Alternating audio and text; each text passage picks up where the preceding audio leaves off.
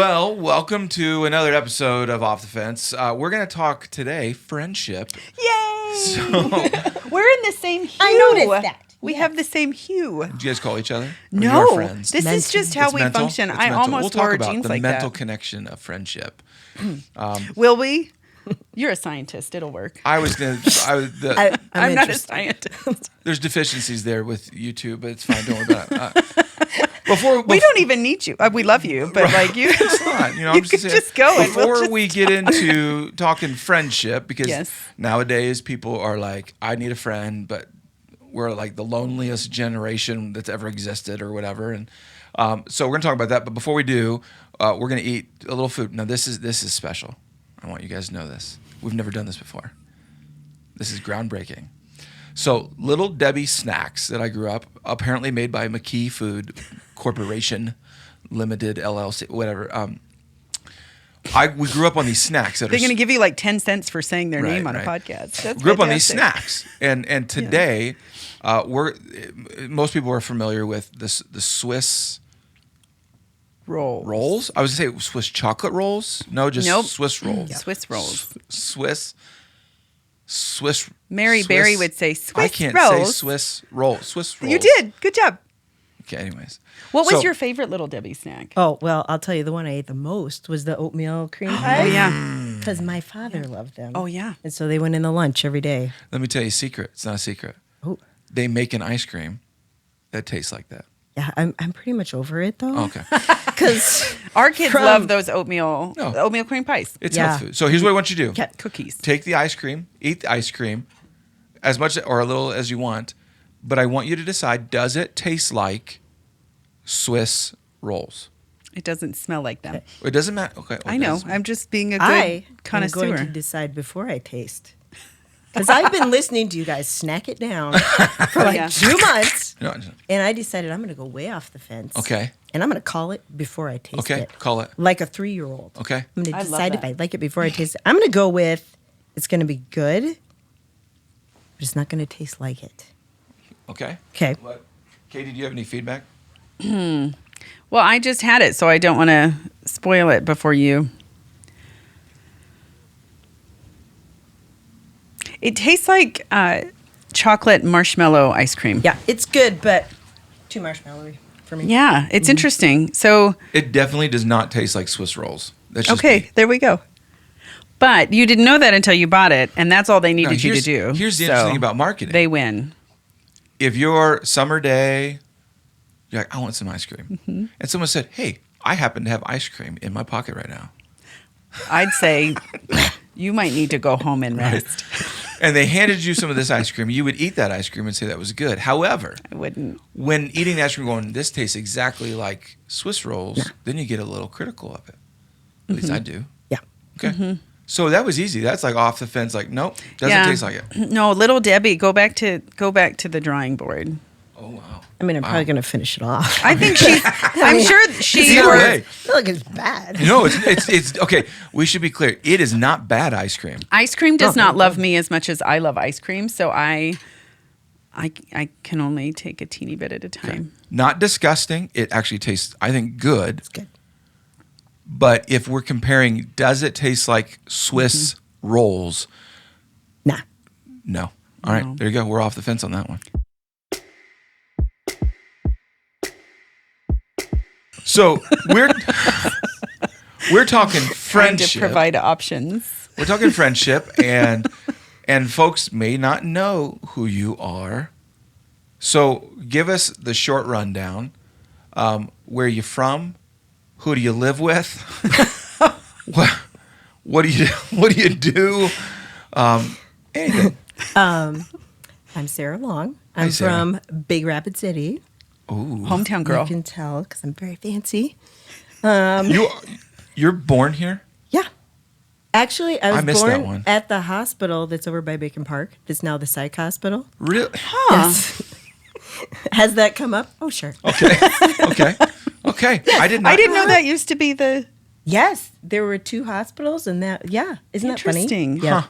Yeah. Okay, so you were born here. Yep. Didn't Went to school here. Okay. Went to Stevens. Okay.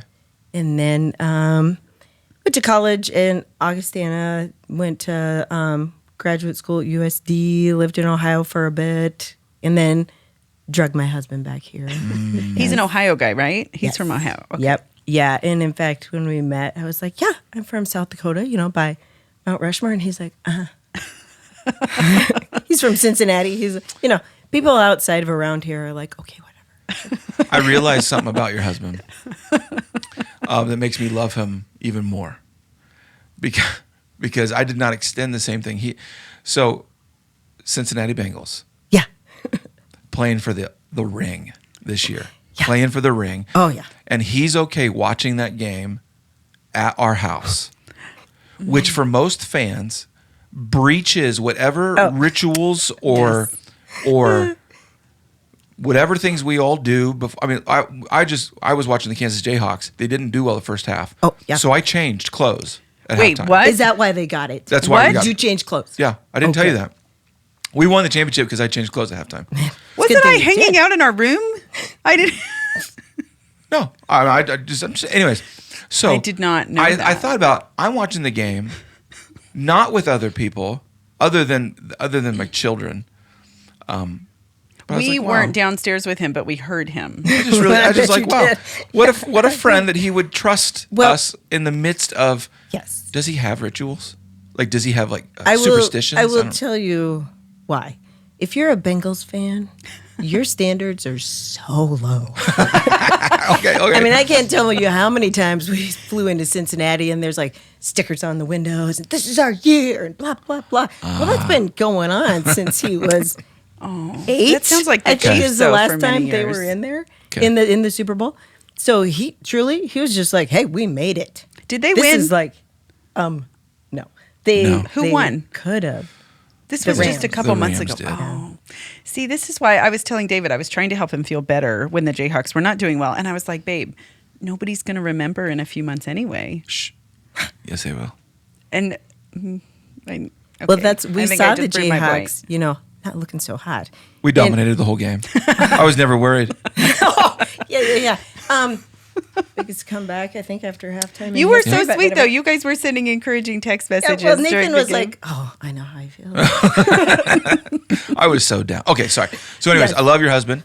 So you drag your husband So I drug him back here. back here. Yeah. Okay. He may Yeah, have yeah. come skipping, though, right? No, not so much. Okay. No, I'm kidding. Like, I mean, can't wait to be there. So his marriage advice for people is be sure you ask her where she's from. Oh, that's good. That's You're good. probably gonna end up. Okay. Isn't that funny? I would never do that to you. But that's because I didn't come from Rapid City. And I came from a sweet town, but I don't know. I just don't know. We have a barn with cats. Yeah. So, okay. So we're talking friendships. We're talking. I think there's a deficit. The reason we're bringing it up because I think there's a deficit. There's a deficit of people going. They might have said, "Well, I had some really good friends in high school, or college, or where I used to live," kind of stuff.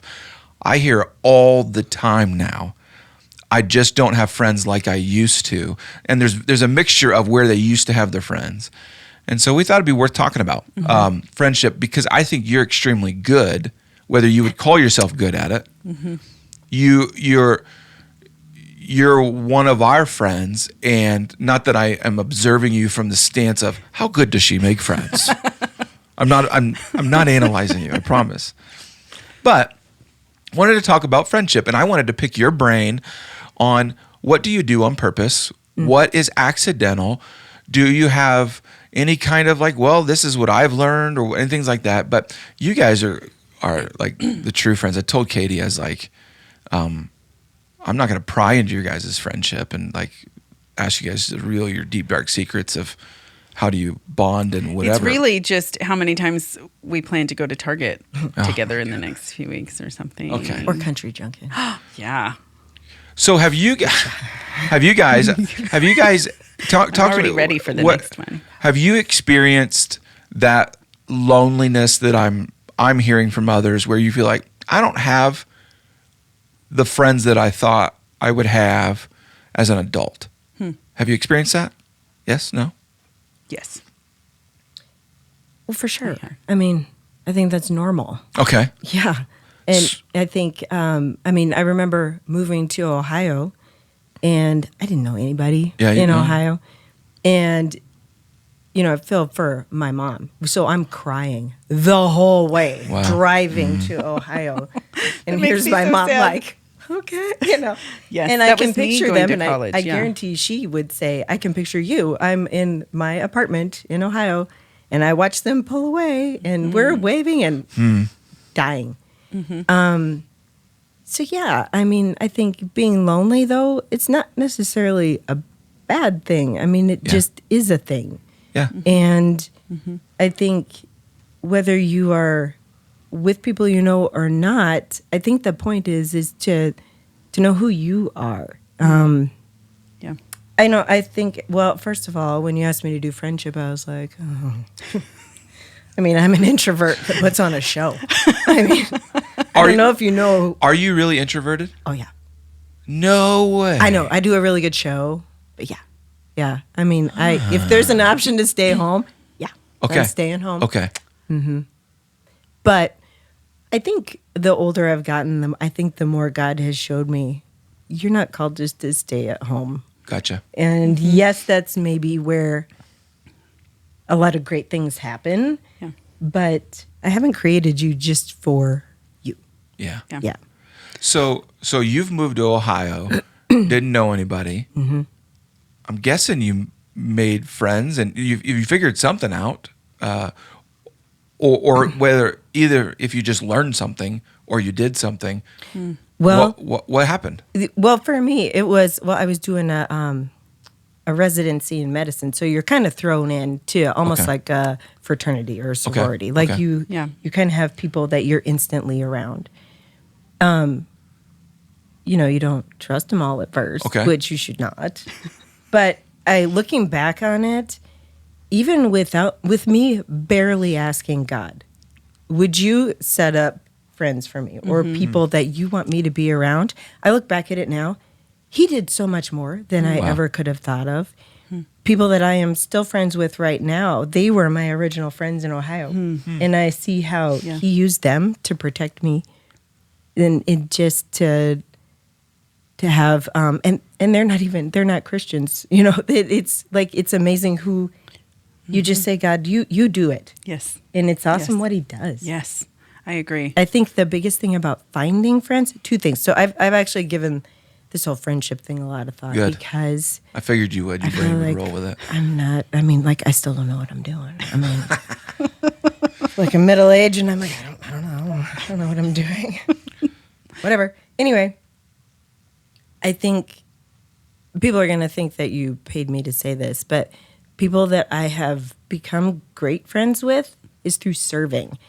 And mostly serving really at church. And yes, there's small groups. And yes, I think that is a great spot. But when you show up and you have a project with somebody, I think it leads to conversation while you're working. And I don't know, I think serving, if you're looking for who, I need friends. Yeah. First of all, I'm on zero social media. I already waste enough time. Online, shopping for stuff I don't need. I think there's good wisdom in that. I just had this conversation with the woman who's cut my hair. I was like, hey, so what do you think about social media? And I have yet to talk to someone, hey, what do you think about social media? You know what? I love it. It just brings so much into my soul. And everyone tells me almost the same answer. I'm not sure if I even want to be on there, but I feel like I have to.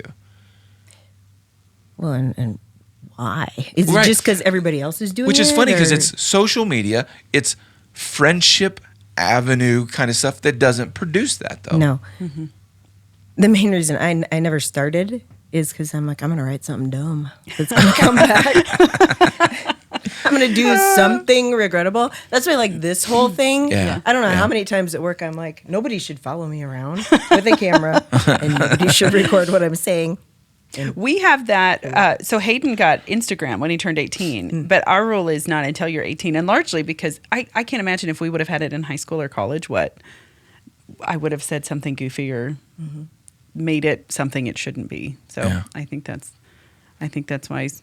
So one of the things, when we talk about friending, so you have kiddos. and I have kiddos, and I think there are different seasons of friendship. Yeah. And one of the things that's my favorite thing about you is that you are high energy and high support and love. And you let me be that too. But you're also really just flexible and available so that I don't feel like, oh man, if I don't spend 4 hours with Sarah every week, we're not going to be friends anymore. And I think sometimes we get wrapped up into these pressures of feeling like it has to look or be a certain way, because when you're in a medical residency or when you're in school together, it all just flows a little more natural because you're doing life together consistently anyway. But then as you grow and your kids are, you're chasing your kids around everywhere. So most of our friend time is actually, we go to Country Junkin' together. Shopping. Target, like Shopping. those, but going, we have gone to coffee before. Shopping. But a lot of it is on the go, like we're friends on the move, where we just find a time that works. And that flexibility has been a game changer for me. And I'm so blessed by it, because I feel like we're just living life together and we're finding pieces of time, and it doesn't have to be like one certain way. And that brings so much freedom. That's brought so much freedom to my heart to say, oh, it's just however it can be, because it matters. And I'm grateful for that, because there's a lot going on in life. And so to not have that pressure, but to have that consistent support and just availability. And also it's cool, if not this week, let's do it next week. That's been a game changer for my heart. So thank you. Well, you do that well. You're that for me though too. And I think I've thought actually a lot about like how are you a good friend? And I know I am the best friend when I spend time with God by myself. And I read what he has to say. Yes. Because then I don't need anybody else to fill up stuff that really it's his to fill. Yeah. And I remember way back when we met at this very rainy wedding. Oh, yeah. Oh. Yeah. It was a beautiful wedding, but it did rain almost the whole time. David was the wettest person I've ever I was in between the two umbrellas, and so just picture gutters. No. But it was fine, because it's one of those things in the moment you're like, yeah, this is uncomfortable, but later on, good memory. Yeah. Oh, it stopped raining. No, I mean, the wedding was great, the wedding and was they're amazing. friends of ours. Yeah. I mean, it is cool, but it makes, for us, it's a funny story, because we're all sopping wet. But I really feel like at the time, God, and I don't mean like, oh, God told me to tell, but I really felt like I needed to tell you. I don't need anything from you. Yeah. And I think in looking back, I think that was from him. Yes. Yeah, sure. Because I just like you. I just like hanging out with you. And like whatever works is whatever works. But I don't need you to be what he needs. Yeah. For me to be. I mean, what I need God to be. I'm not putting you in his place. Yes. Is what I'm trying to say. Which really takes a lot of pressure off, because then you just let people be themselves and you be themselves, or yourself, but you don't there aren't these like, because I don't know that we're even always conscious of them, but these boxes that we're checking. For sure. And I think that there's just so much freedom in that, especially I have found.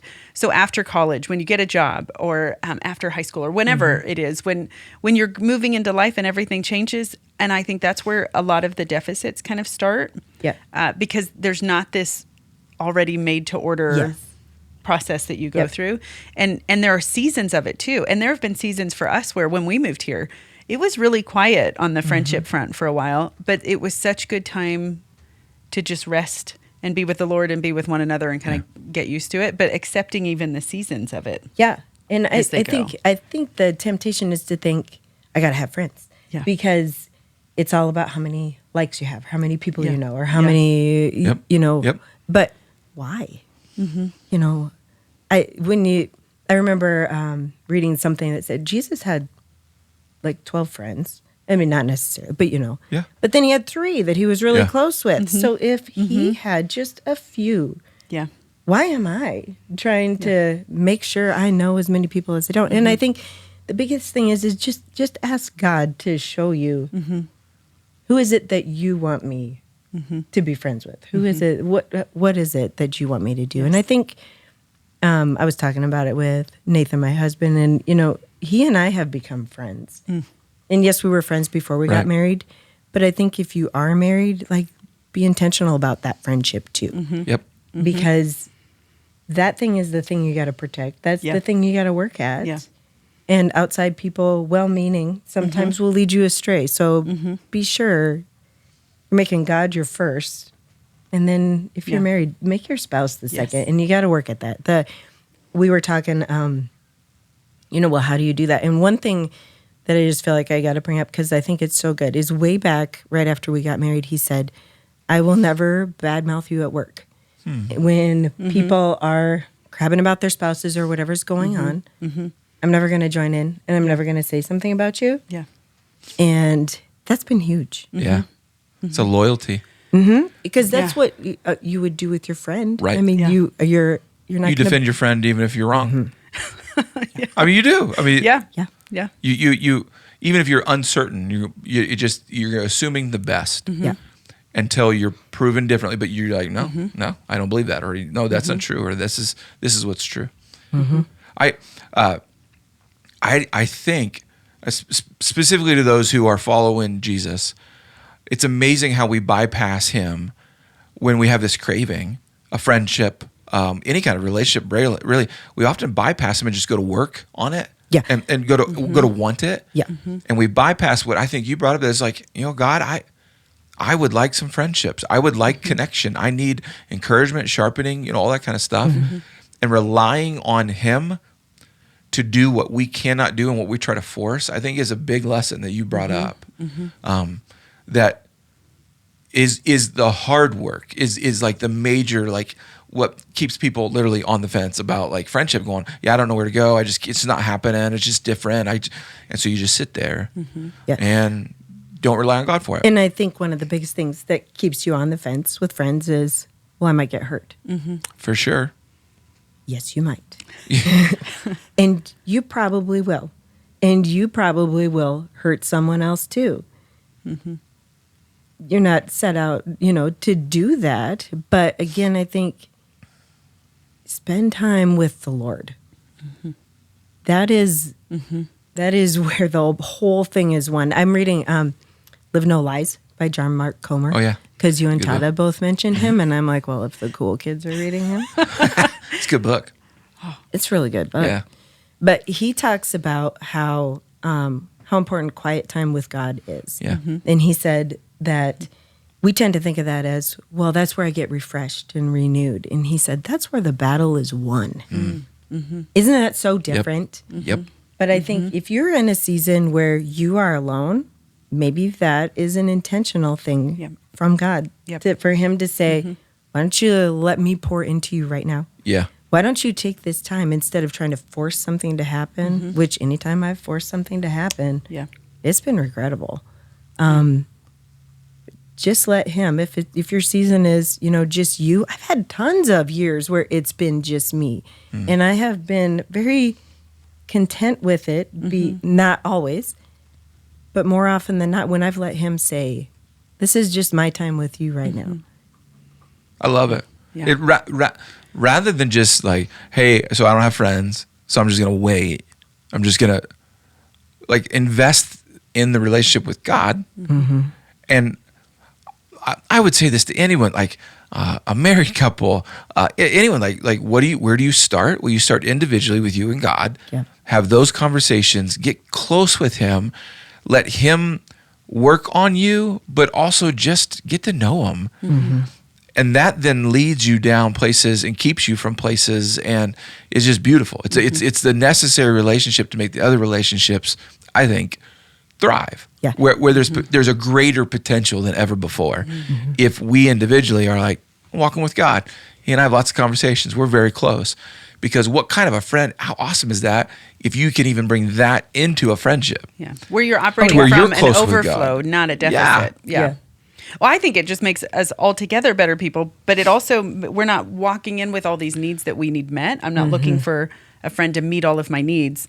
I'm just looking for somebody to walk with and encourage and sharpen, like what you were saying, that it actually is really fun and good. And our friendship reminds me of the friendships I had in like middle school and high school, and life. Because I'm super mature. But in the sense that I think life is stressful already. Raising kids is stressful. Living in this world as a person is stressful.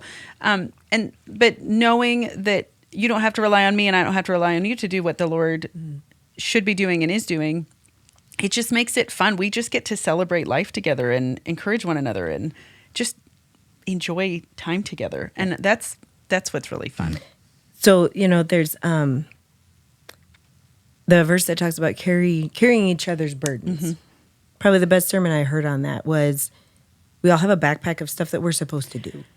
And that's yours to do. When you have more than that, that's when you need people around you to come and help. Yes.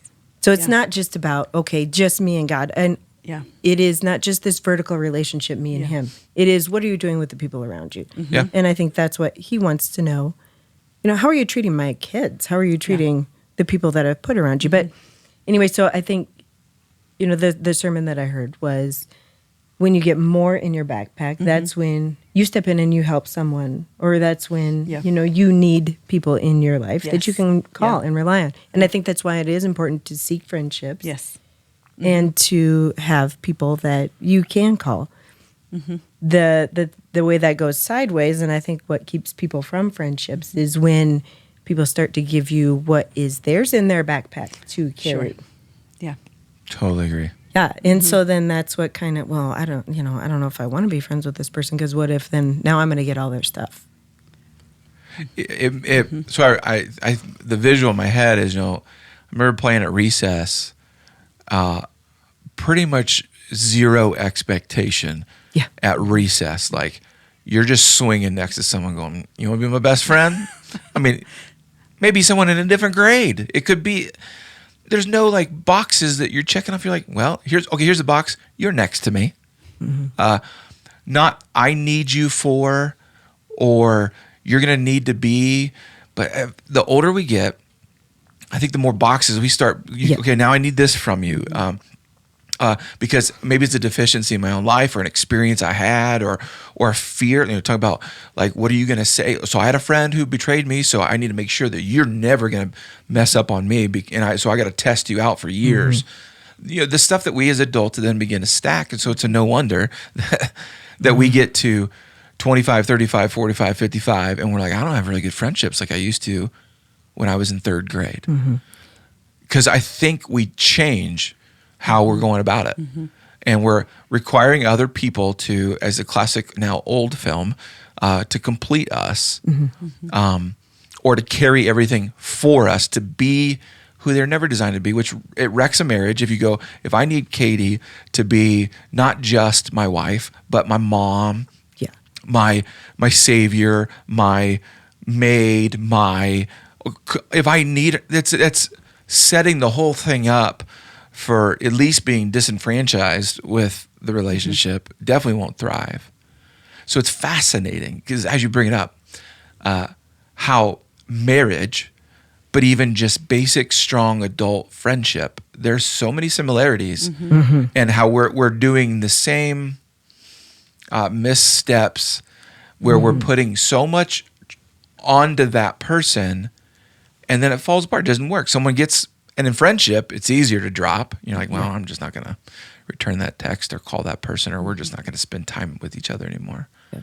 But no, it makes me think, My biggest struggle has been that I want to love everybody. I'm an extrovert that gets tired sometimes, is what I've decided. But there are the masses, and then there are the few, and then there are like a couple. And even the layers where I want to be available to and vulnerable with that was kind of my posture. Even coming here, I just wanted everybody to know that they were so loved. Well, that's not sustainable, and it's not healthy, because then I'm even trying to be everything for everybody. And so as I've grown, time, but also I think just maturity has helped me know having just a few people that I can really connect with and be open with and vulnerable with, and then still loving everybody, but recognizing that it's okay to not be BFFs with everybody. Social media, I think, confuses us in that too, where there's acquaintances that we want to cheer everybody on and support everybody. But the deeper levels of friendships, you can't sustain with a ton of people. Yeah, I don't think that's we're something that I've supposed had. to. No, Yeah. but that's something that I had to learn, that I can love everybody, but one-on-ones can't happen with everybody. And that, I think we live in a culture too where we want everybody to love us, and it's a social media but into reality kind of confusion. Yeah. So you guys are friends. Well, no. It's quite the commitment. I'm kidding. There you go. What do you, and I'm not trying to put you on the spot, but it will. What do you enjoy about your friendship? What is it that you find where you don't hate being around each other? Where I'm guessing if you're friends, you're like, you know what? When this happens, this is a big deal to me. This is meaningful to me. Like, what is it? What because I'm not trying to like so elementarize. I'm not going to make this so Elementary. That's good. But I think sometimes as adults we need to hear what friendship is. Like what is it that is so good? And so I'm asking you guys are friends. What makes friendship good? So my favorite is that, well, one, you're just fun. And I tell people that all the time. And I am ready and available for you to come with me at any point with anything that you need. But you are just, and that, I think that's Jesus in you. You're optimistic. Your glass is half full or more, totally full. But I know that we can talk, even walking around Country Junkin', we were talking about like goofy things, and where we were going to put stuff so that we could bring it into the house quickly and efficiently. Oh, hiding the stuff you bought. I got you. No. But also you helped me walk through a situation with one of my kids that I was having. And I love that we're just walking around Country Junkin'. I've said that word, that phrase so many times. We really love Country Junkin'. It's like, thank you for today's sponsor, Country Junkin'. But I love that I can say anything to you. Yeah. Like we can be talking about like random things. And then all of a sudden I came home and was like, I need to do that. We need to do this for our kid. I talked to Sarah. And I'm so grateful for that you're just so open-handed and you're fun, but you're available. And that's nice because I don't know that we've had a ton of like really heavy things as we've walked through our friendship, but I know that you're there when we do, because I know we will. We'll just have stuff in life. And I think that knowing that your posture is just ready and available for like the shallow, goofy stuff, like, should I buy this strawberry thing that holds toothpicks? Yeah, I totally I did not. Or, hey, we're walking through this and what do I do? And so, but a lot of that is because you know my kids and you've invested and we've spent time together as families, and that's great too. That's my favorite part. I could talk forever, so I'm not going to. But that's honestly that's the things that I was gonna say, but I think something that's it's very easy, I guess.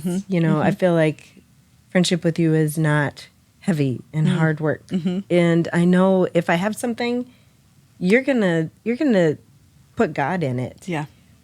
And that, I think that is why you get to be, not like, oh, you get to, but so the verse that I kept thinking about for this is walk with the wise and become wise. The companion of fools suffers harm. Yes. Yeah. And I think there are so many, as we discussed, layers of friendship. Yeah. Andy Stanley's got a great line that he says, people that liked Jesus were nothing like Jesus. And so I think that, yes, that's what I want to be. Paul said he became all things to all people so that God may be known. And not be, so you have a lot of likes on your whatever. why. So that was, kind of rabbit trail. But I think if your goal is a lot of social media likes, let's be sure it's not for yourself, because that's going to tank. Anyway, the thing about Walk with the Wise and Become Wise is I feel like you and I are walking together. Like we're going somewhere. Yes. Like you want to go where God wants you to go. And that's what I want too. And we're moving towards something. The second half of that I find is so interesting is the companion of fools suffers harm. It's not if you hang out with a foolish person, you're going to become foolish. It's you're going to suffer harm. Yes. Yeah. So I think, yes, you can be around people that are doing foolish things. I do foolish things. We all do foolish things. But if you're a companion of that, if this is where your friendships lie, is, and companion always to me pictures like a dog. Like you are hanging out. You're not necessarily moving toward anything. Gotcha. Yep. You're just companion. You're like Nathan says, you're too much in each other's business. You're just blah, blah, blah, Yeah. That leads to suffering harm. So I think, you are somebody that I see things that I want to be like. I want to be encouraging. I want to love people, even when they're hard to love. I want people to like me that are nothing like me. And I see that in you. And I think that's a lot of why I've been like, I need to know her. Because she's got things that I want to be like. And everybody knows you are who you hang around with. Yeah, for sure. It is just how we're made. Yep. Yeah. Like things become important to you that you didn't even know were important to you Yes. until you're around these people. And you know what I was thinking about with that? What? Is the stupid Final Four in March Madness. What was stupid about it? Because I'm watching the UNC Watch your mouth. game. No, it's the one you didn't. Oh, hear okay, yeah. You mean the team we beat? Listen, since when do I care about North Carolina basketball? Right. No one does. I don't. Right. They're a waste. I bet there are people We that wasted do, David. Hey, Well, I mean, Michael Jordan went to UNC. But what else? he's got problems. Anyway, so I'm watching this game, and I do not care about baseball and basketball, and this is baseball too. I mean, I like them, but Right. I'm not into this stuff. But just as a dumb example of who you're around really influences all of a sudden what you are Yes. Yeah. worked up about. Well, it's Coach K's last game. And the first time he was in the championship game, it was against Kansas, and Kansas is going, oh my gosh, wouldn't it just be so cool? And all of a sudden, I really, really want Duke to win. Who cares? Right. Yeah. But dumb example. But who you're around and what they're fired up about, For you sure. can have no problem with whatever's going on. All of a sudden, somebody that you have let speak into you Yes. is fired up. You're going to be too. So be careful who you're letting Yes. in. Let God set it up. But when he says, hey, I think you need to talk to that person. I think there's something there. Maybe it's just for a conversation. Maybe it's just one phone call. Yes. Maybe he's got something bigger in mind. But especially if you see somebody that I want their behavior. I want how they react to things. I want to live how they are. Yes. Why don't you just go say hey to them? Love it. Let's land here, and in a minute I'm going to ask you guys to give me your wisdom on just the person that's going, man, listening to Katie and Sarah, they're friends. I want that. I wish I had that. And I don't want them to stall out there. Yeah. So in a minute I'm going to ask you, so what wisdom, what thoughts do you have for them?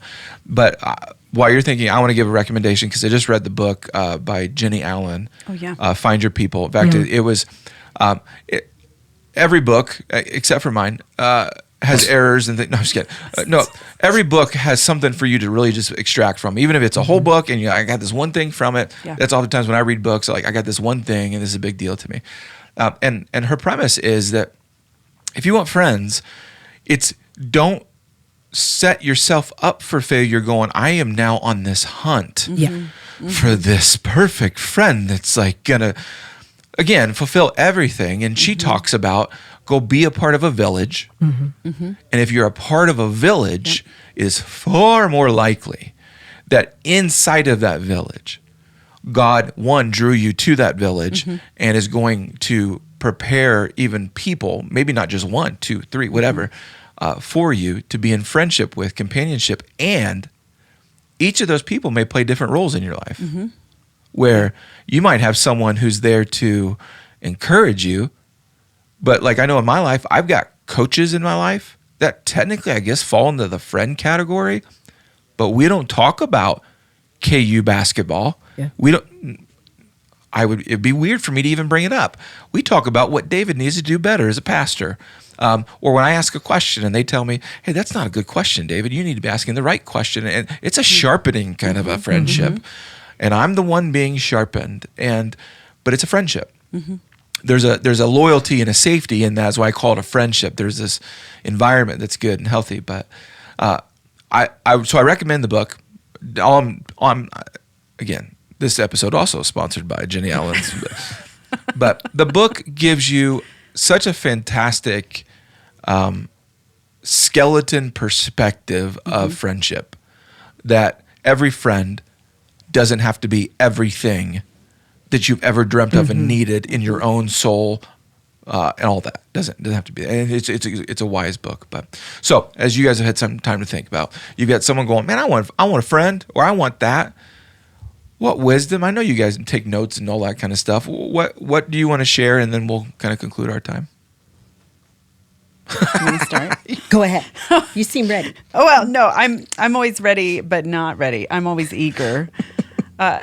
So I would say one of the things that I have done is I think when we're trying to make it something, just like what you said, I think what I would always tell anybody, whether it's friendship or even trying to find the one, their future spouse, I think just be where your feet are and live where you're at, because we're in so many different seasons at a time because our kids are so many different ages. Yeah.